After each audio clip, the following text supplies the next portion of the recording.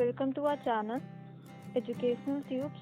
Here we will discuss about chapter 5 Working of Institutions of Civics of class 9th. So let's start our video of working institutions. But before this I would like you to like, subscribe and share the video, and if you have any query please do comment in the comment section below. So let's start the video. Firstly, here we will study about what are institutions and how they work. Institutions क्या होते हैं and their working, कैसे work करते हैं, as well as the major institutions. We have three major institutions: executive, legislature and judiciary. Moving on further.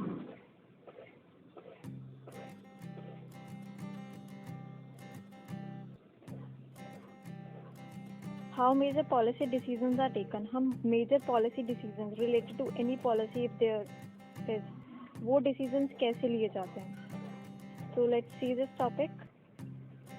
How major policy decisions are taken. In this we have studied office memorandum. Office memorandum क्या होता है? We will study office memorandum. What is actual definition of office memorandum?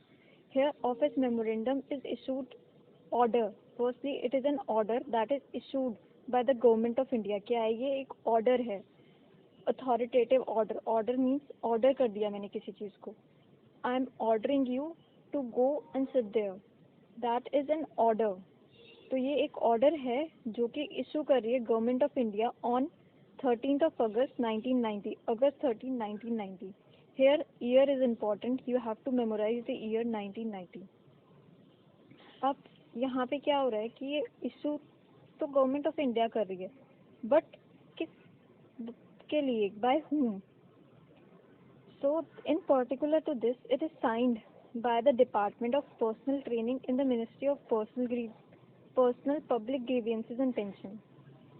अब इसका purpose क्या है? What is this for? इसका basic purpose है the office memorandum. इसको हमने ओएम बोला है, ओएम भी बोलते हैं. It's in short form it is also known as OM. Announce 27% reservation for SCBC. इसने क्या किया? इसमें हमने अनाउंस किया कि we will be giving 27% reservation for the SCBC people. And SCBC stands for socially and economically backward class. And in particular this 27% reservation was available to for government jobs. अब हमने ये बात करी है 1990 की, तो ये लॉ भी 1990 में ही बनाया जाके. अभी हम आगे पढ़ेंगे. Fine. So let's move on to next topic, Mandal commission.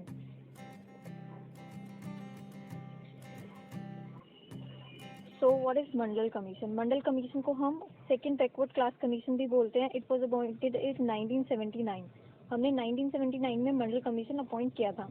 And it was under the chairmanship of BP Mandal. BP Mandal की चेयरमैनशिप थी, या फिर हम ये भी कह सकते हैं इसमें चेयरमैन BP मंडल थे.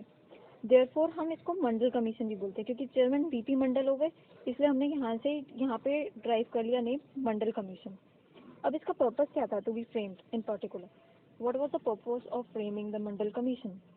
सो the basic purpose of Mandal commission was to identify, हम रिकॉग्नाइज करें, आइडेंटिफाई करें क्या कि socially and educationally backward class of people कौन है.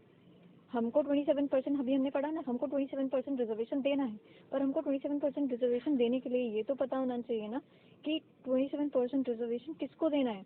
तो it basic purpose was to identify कि किसको देना है, to identify the who are the socially and educationally backward people. And in purpose to identify there was also one thing to recommend steps for their improvement. हमने उनको identify तो करना ही करना है, बट उसके साथ साथ कुछ स्टेप्स भी रिकमेंड करने हैं ताकि हम उन क्लास को इम्प्रूव कर सकें. अब इसमें सेकेंड चीज़ क्या थी? रिपोर्ट क्या इंक्लूड करती है? मंडल कमीशन ने रिपोर्ट बनाई थी, ठीक है. उस रिपोर्ट में क्या इंक्लूड किया था? तो the report included points related to the backward classes were discussed. अब उस रिपोर्ट में बैकवर्ड क्लास से रिलेटेड पॉइंट्स डिस्कस किए गए थे, और इसमें मेजर ये है recommendation for 27% reservation was given. उसमें उन्होंने रिकमेंडेशन दिया था, उनको रिकमेंड किया था अपनी रिपोर्ट में कि आप प्लीज़ 27% रिजर्वेशन ले आइए. हम ये रिकमेंड कर रहे हैं कि आप 27% रिजर्वेशन दीजिए SCBC को. And when did this happen? This happened in 1980. अब यहाँ पे ध्यान देना है, मंडल कमीशन कब आया था? 1979 में आया था, and recommendation was given by Mandal commission इन 1980. और हमने पीछे बैक स्लाइड में पढ़ा था, see this, office memorandum was framed in 1990, यानी कि यहाँ पे ये लॉ बन गया है. यहाँ पे बताया ना, बिकेम लॉ. अब यहाँ से इसको रिलेट करो कि रिपोर्ट जो हुई थी 1980 में, यहाँ से ये लॉ बना था ऊपर, became law afterwards. So this all concludes the Mandal Commission. Next we will move on to the Lok Sabha elections of 1989. अब 1989 में लोकसभा इलेक्शंस कंडक्ट हुए थे. इसमें क्या हुआ था? Why they are studying this? Let's see.